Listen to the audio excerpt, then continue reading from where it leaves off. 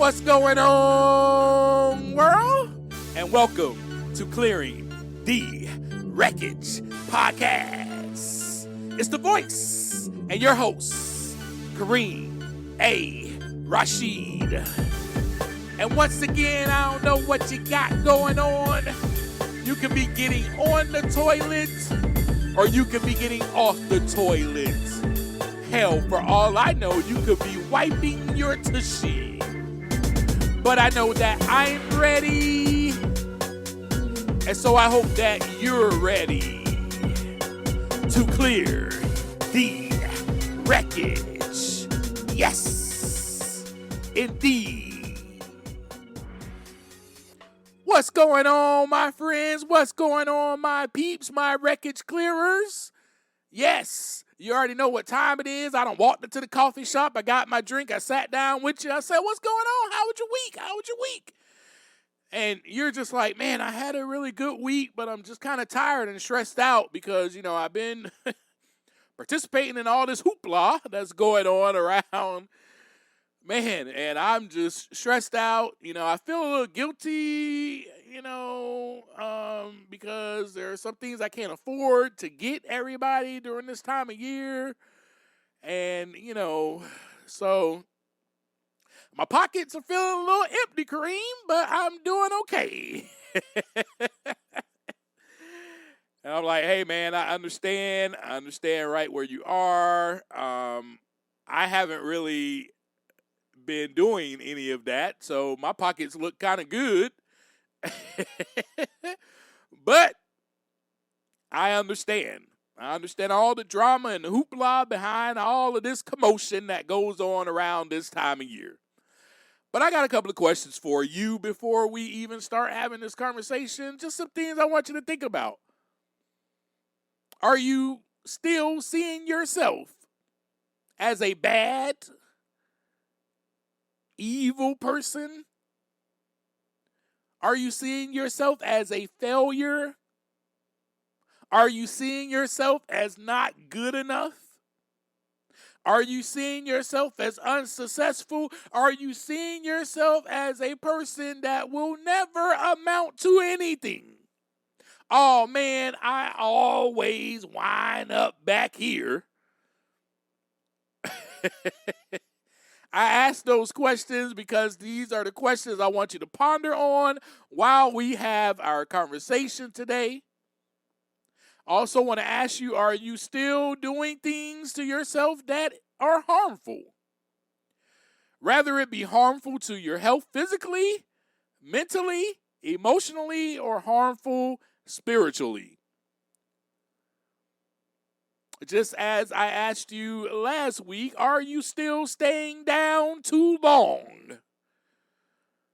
Are you wallowing in self-pity? Are you still being a victim and blaming everyone else around you for how you feel and or your problems? These are just questions that I would like for you to ponder on as we talk about setting things right with ourselves today. That is going to be the conversation that we're going to have. I'm going to share with you how that process looked for me so that you can have an idea of what it's like. I'm just simply sharing my journey for in that time frame back in 2016, 2017, how it looked for me to set things right with myself first. So let's do a little recap. You remember the past few episodes, you got to go through it to get to it. But two things are required, grace and humility. In that discussion, I emphasize with you how I received grace from my mentor, how I received it from God, and how I had to give myself grace, which then fostered about humility, becoming the right size. Not too big, not too small, but just right. Not that mini Snickers bar or the king size, but the regular size Snickers bar. And according to the Snickers brand, what's their slogan? You're hungry? Eat a Snickers. So when you see an advertisement like that, what do you think they're getting at? Well, this is what I think they're getting at. They're saying this. The regular size Snickers bar should be satisfactory. We made this Snickers bar just the right size to satisfy your hunger. Woo, boy, I'm about to start preaching, boy. We made this Snickers bar just the right size to satisfy your hunger. This should be enough. This is enough. This is more than enough to satisfy your hunger and hold you over until dinner.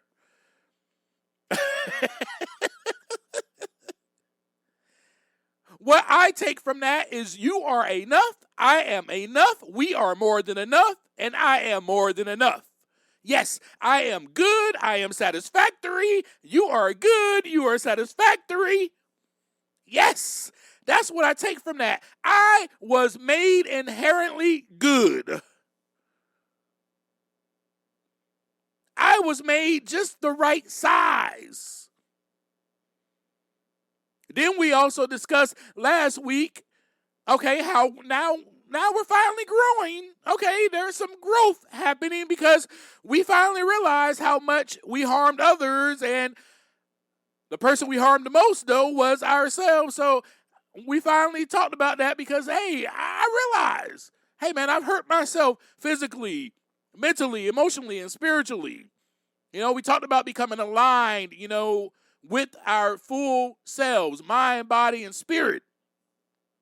And this was the process of me going through it in order to get to it. In order to get to all this, I had to go through so much. But I was finally getting there. I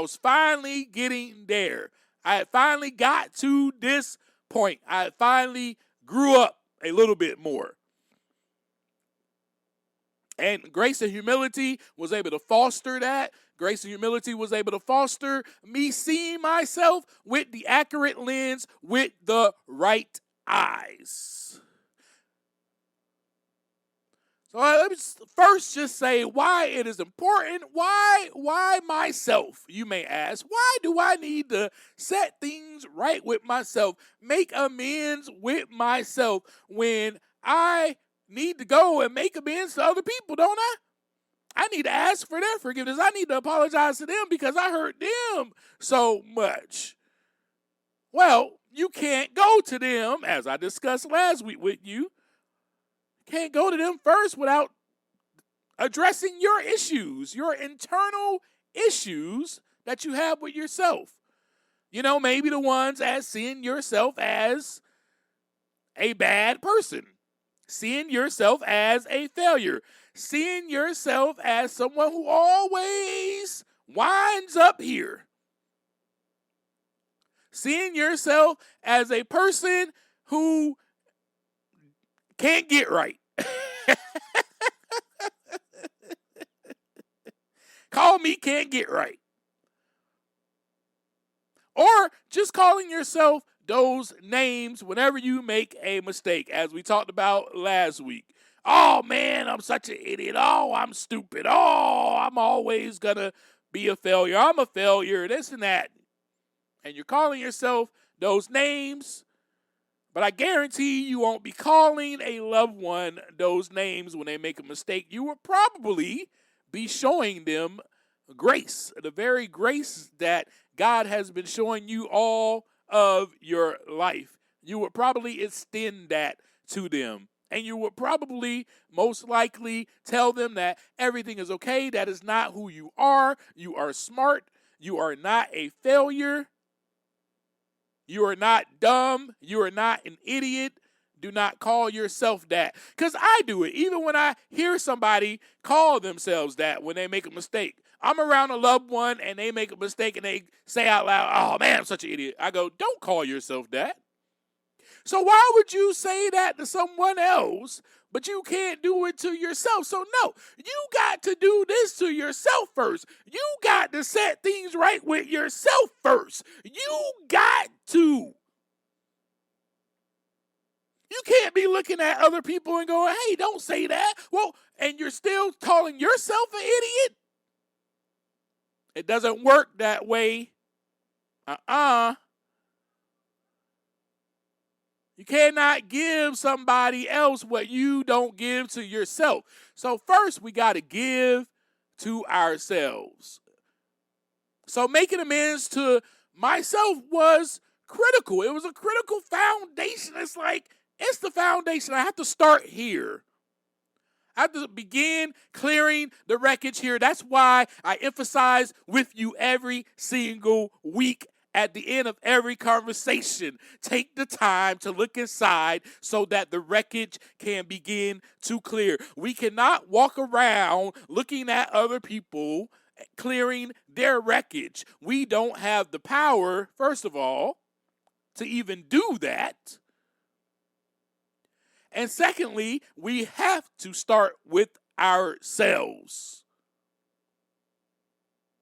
in order to be able to give that to other people. So for me to be here right now, as we speak, recording a podcast episode, and to be on my 51st episode with you, and I have our 51st conversation, for you to be on this journey with me on this journey with you, hand in hand, as one, I had to go through it to get to it. I had to give myself what I needed to give myself in order to give you. I had to set things right with myself so that I can set things right with you. I had to forgive myself so that I can forgive others, and I had to start treating myself kindly so that I can treat others with kindness. I had to start giving myself grace so that I can extend grace to others.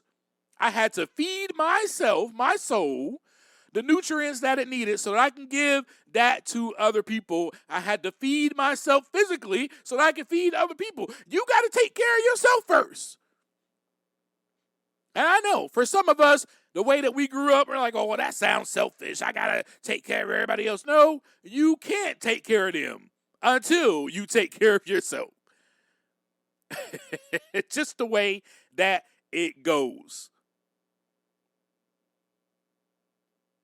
So I had to address those internal barriers, such as that deep-seated shame and that self-criticism that we talked about just a little while ago, which often prevented progress in my life. It prevented so much progress. It kept me stuck. I was paralyzed by fear. I did not want to make the same mistake over and over again. And then it just led to me looking at myself with morbid eyes. I'm always going to be this way. And then just throwing in the towel and saying, well, what the hell? I'm always going to be this way. Let's just go drink and let's just go party and let's do a bunch of drugs and let's treat people the way that I want to treat them, harmfully. Let's go harm everybody else and harm myself. Because there's no hope for me, right? Like, that is literally what shame does. Shame can lead to hopelessness. Let's talk about breaking the cycle of shame and guilt. Self-amends helps distinguish between the guilt, which is feeling bad about an action. You know, when I made a mistake when I was younger, I felt bad right away. I felt bad. That's guilt. That's normal. But I realized in my life that there were times where I just felt really bad about things and I could not move on, which then is called shame, because shame is believing that, oh, there's something wrong with me. I am inherently bad. And so we got to distinguish between the two, but we got to break the cycle. So I had to address those internal barriers. I had to address that and see, man, why was I so guilty? Why was I so filled with shame? And then when I got to the why, I had to forgive myself.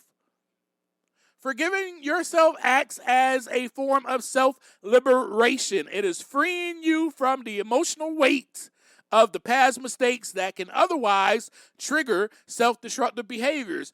Because if I'm not forgiving myself, then I'm just going to go right back to the same behaviors that I was doing. Because remember, the guilt and the shame can trigger that. It can lead to me going, like I just said, you know what? The hell with it. I'm just going to go drink.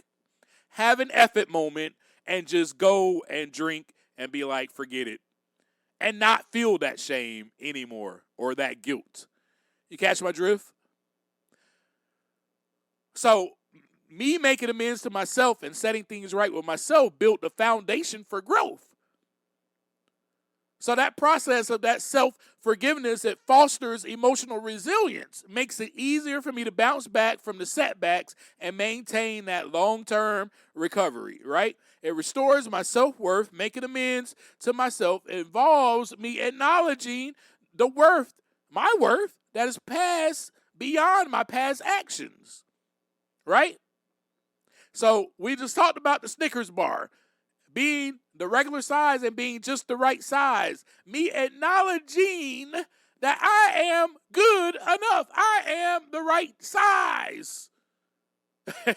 Me acknowledging that I am satisfactory. I am good.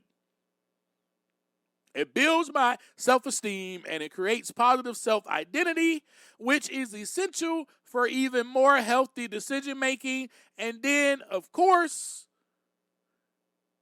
if you have not made peace with your own past, your attempts to make amends to others may be driven by a desperate need for their validation or letting you off the hook, which can be even re-traumatizing for them. Like, we can't go forward.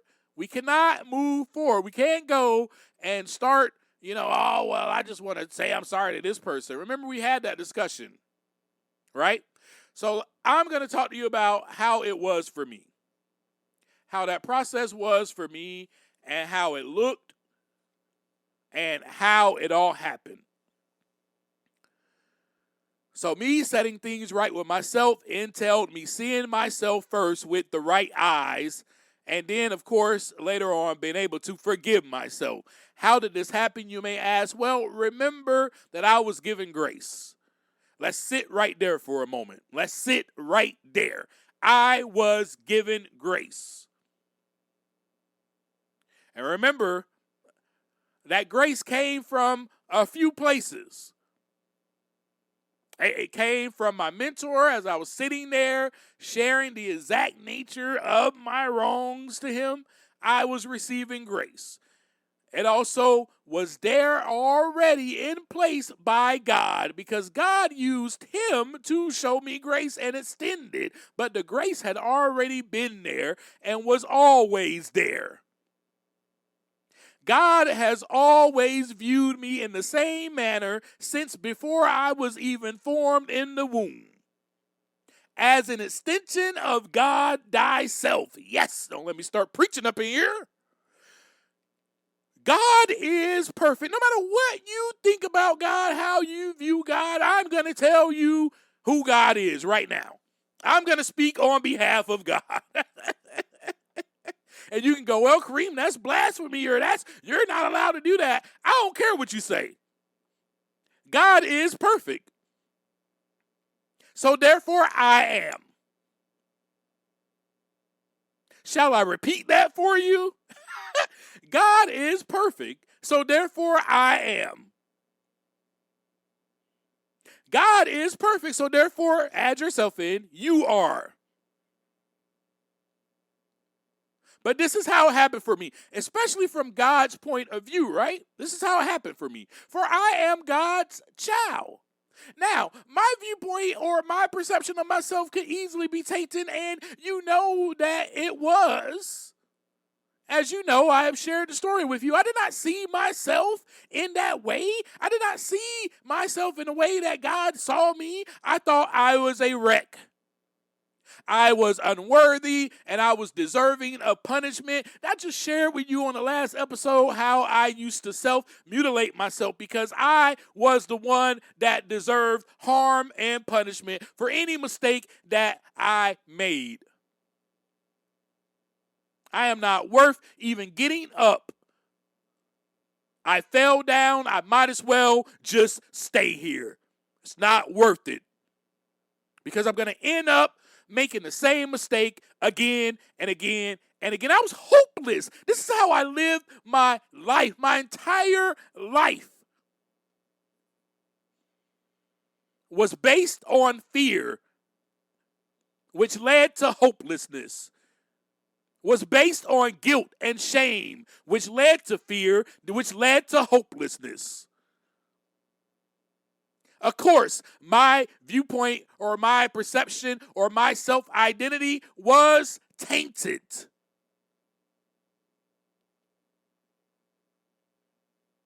I was unworthy. And then don't let anybody leave me or abandon me, so to speak. Then I felt even more shame. It's me. There's something wrong with me. That's why they left. Have you ever felt that way before? I'm sure you have. That's why we're on this journey together.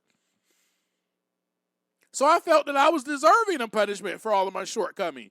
So what if? Just what if? Let's do it this way. Let's do it hypothetically. But this is the way that I was seeing things, and I started to see things differently. So I'm sharing the story with you, the transformational process that actually happened inside of me. From the inside out, the wreckage was beginning to clear because I was looking at myself, and I was beginning to look at myself with the right eyes. And I was given those eyes by God because I was able to receive that grace, and I was able to be born of that humility. That humility was born from that grace, is what I meant to say. I'm sorry. So God, on the other hand, hypothetically, let's just use the hypothetical, but remember, this is how I began to see things and how I was transformed.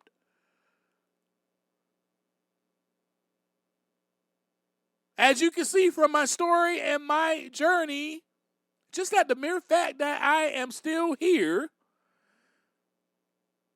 is grace. But God has always seen me the same way. God's perfect little child. Yes, my child is going to go the wrong way sometimes. And when that happens, I will be there to cover him with grace and gentleness and simply instruct and or guide him. And my son will also be covered under my protection because that is my child. And I am the perfect and greatest parent that ever will be. Hypothetically, let's just say that God is saying this about himself or herself. This is how God thinks. This is how God looks at us. Hypothetically, we could say. Just in case, you have an issue with seeing yourself in this light. But by now, the transformation process should have started. If you've been on this journey with me, clearing the wreckage, this is what I was experiencing, a transformation. My eyes have became open, and I started to see how God really sees me. This is how God really sees me as his child, as her child, whatever, however you look at God. That is how God was seeing me. And so I believe that this is what God is saying about me. This is what God says for me. This is how God fights for me. Because that is my child. And I am the perfect and the greatest parent that there will ever be. And I will show my son that. Not to show off. I mean, I will if I have to. I'm God. I'll show off all the time. But I don't have an ego like that. So I don't do that. I can only just be me. Right? I can only be me.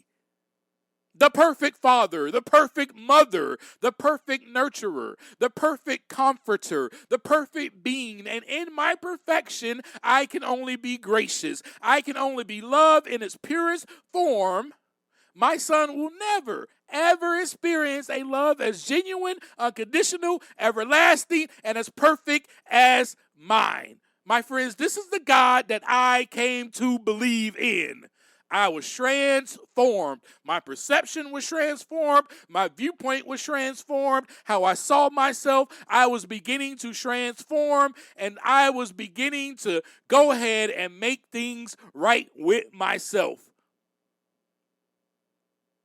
So with that, yes, now I was able to see the grace and receive it with an open mind and a willing spirit.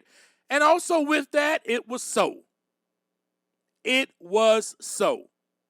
Because I received it from my mentor, and then I was able to grab that perfect grace and love and give it to myself. For example, here's an analogy of that. Here's a blanket or a comforter, and I am butt booty naked, and I have no clothes, and that blanket or comforter is over there, and it says love and grace. And I decide to get up and grab it and cover myself up. I am no longer cold, and I am no longer naked.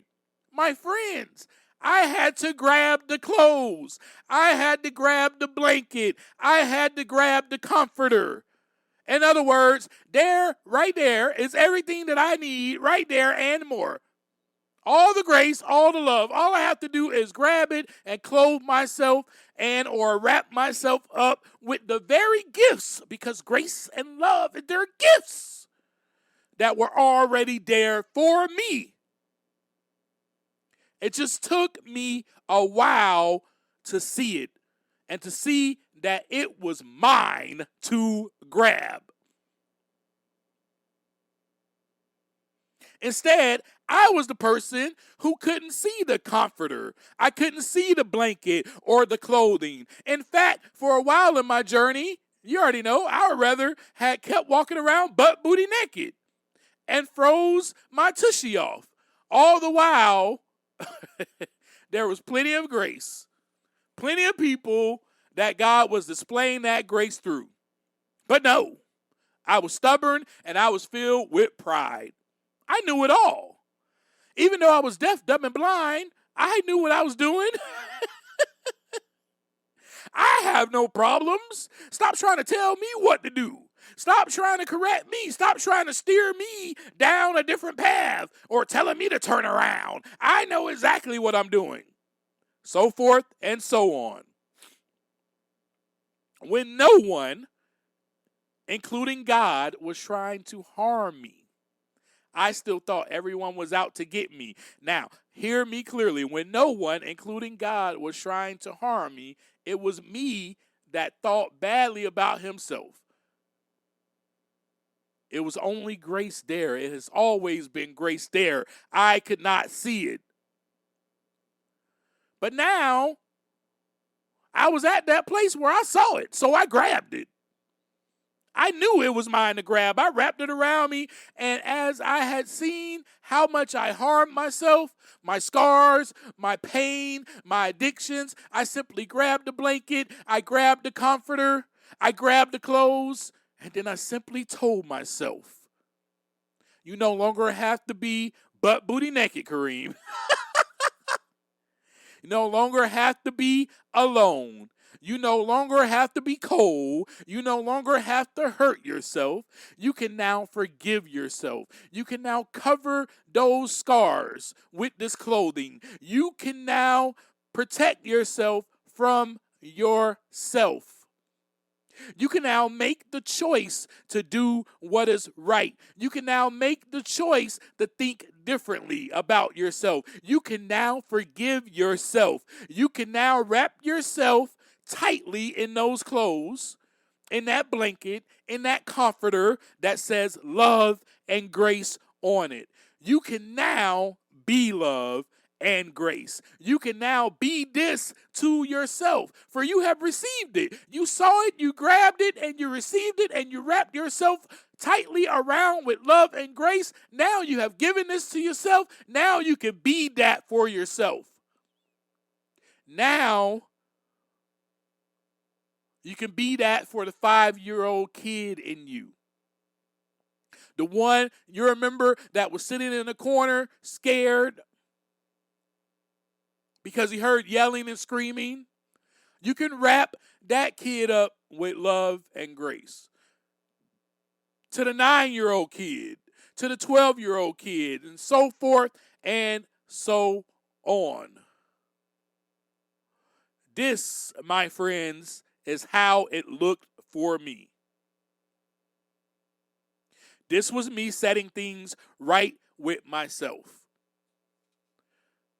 And that's pretty much all I have for you. I just wanted to kind of give you the story of how it looked for me. I didn't necessarily want to come on here and, well, this is what you need to do, and you need to do that, and you need to do this, and then the next step you need to take is this. I didn't want to come on here and do that with you today. I didn't want to have that type of conversation. I just wanted to let you know how that process looked for me. And of course, you already see the process of transformation happening throughout my whole journey as I've been sharing with you. But you can see from episode conversation 49 that we had how, you have to go through it to get to it. And those two things were required, that grace and humility. I had to, my mind, my eyes, everything had to be transformed by grace. Grace, my friends, is transformational. Grace transforms you because it births humility. And not only because it births humility, and you begin to grab onto that grace, you begin to see, oh my goodness, this has been here for me all of this time. Yes, I've messed up so much in my life. Yes, there were so many things that have happened in my life. Oh my gosh, I should be dead. I should be dead. I am still here just for the mere fact that I am still here. That alone. Whew. That alone right there. This kind of makes me like shiver. Wow. You're able to look back at your past behaviors and look back at your past actions and see it's been nothing but grace. It will transform you. And then see all the people there that God put in my life to guide me and instruct me and maybe even give me a little correction was grace. It wasn't punishment. It was not punishment. It was grace. You start to see things a little bit differently. And that is what happened with me. I started to see myself with the right eyes, started to realize that, man, I am God's child. Oh my goodness, I am so loved eternally, and I am covered with protection and grace. So that's pretty much all I got for you today. Some of the questions that I asked you, I want you to be pondering on that. And here's some more questions I got for you. So, also tonight, before you go to bed, just ask yourself those questions. Remember, are you still seeing yourself as bad or an evil person, or as inherently bad, or as a failure, or as someone who just can't do what's right, just can't get right? Can't get right. Are you still doing things to yourself that is harmful, whether it be harmful to your health physically, mentally, harmful emotionally, or harmful spiritually? Are you staying down too long? Are you wallowing in self-pity? Are you paralyzed by fear? Do you feel that you deserve punishment? Before you go to bed tonight, ask yourself these questions. Then I want you to take a look around. Take a look at your life and your decisions. Take a look at your past life and see if those questions that you're asking yourself, if it's a yes to that. That's how I want you to do it. Ask yourself those questions and look back and go, oh, man, yeah, I have been kind of staying down. Oh, man, I have been wallowing in self-pity. I do see myself as this way. Where did that happen to where my perception or my identity of myself became tainted? My viewpoint of myself became tainted. Was it because I got my butt whooped when I made a mistake? And I started to see myself as just this bad guy, this bad kid, that I could not do anything right. Was it that? Or was it because, I failed the 5th grade? I don't know how in the world I failed the 5th grade, but I failed it. And I could not get past to the 6th grade to go to middle school. And from that point on, as a 9, 10-year-old kid, I felt shameful. Is it that? I don't know what it is for you, but I ask that you please take a look around and take a look at your life and your past actions, your past decisions, and then ask yourself, have I made decisions out of fear?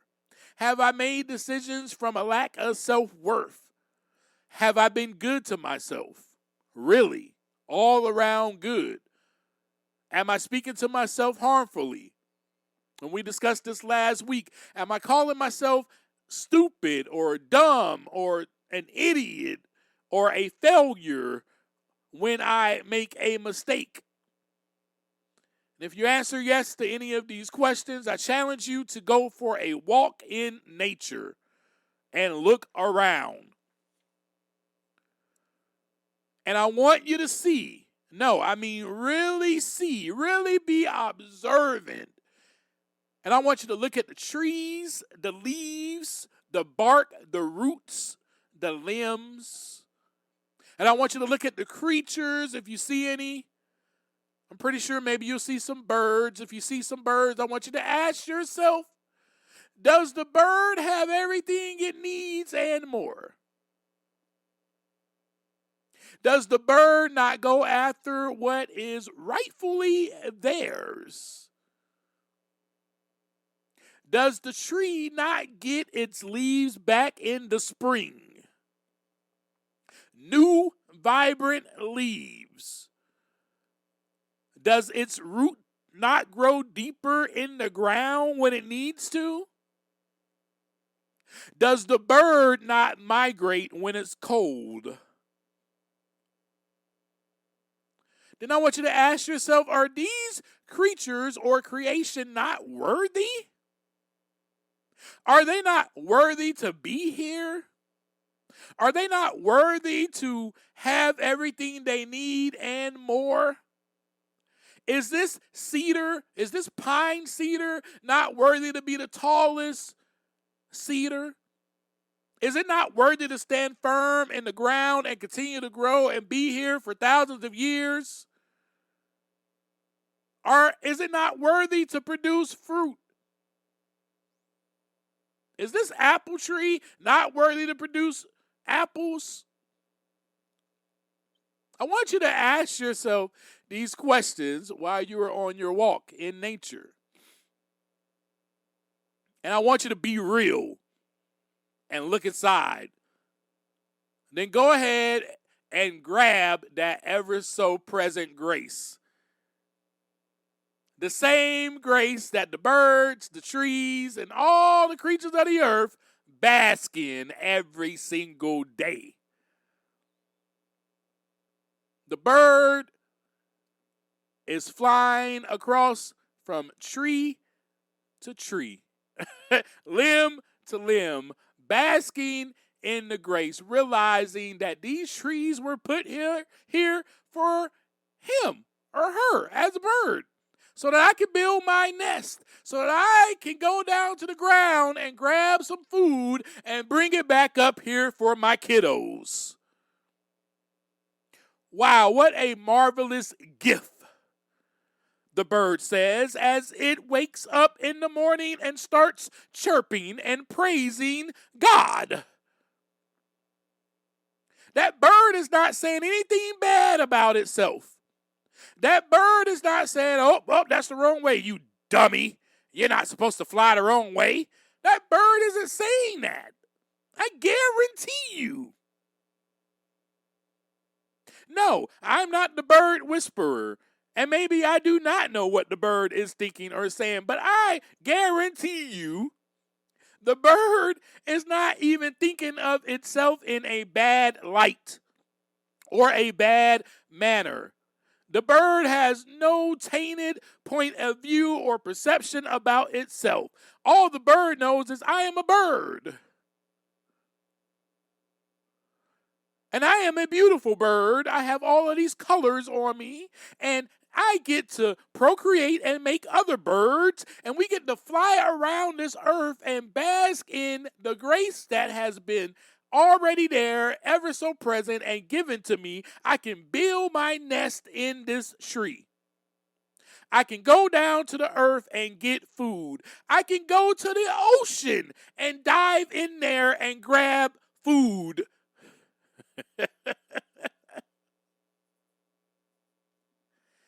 Oh my goodness. There's plenty. It is abundant out here for me. There's plenty to go around. There's plenty of birds, different other, types of birds. But I love being this kind of bird because this is the way that I was created. And I am perfect just the way that I am. Whoo, boy. I want you to grab onto that grace. And if you can't grab onto it, I want you to borrow mine for now. That's why I said borrow that grace that the birds and the trees and all the creatures of the earth bask in every single day. Just borrow it. And then try to hold on to it. As I always leave you, take some time to look inside so that the wreckage can begin to clear. Until next time.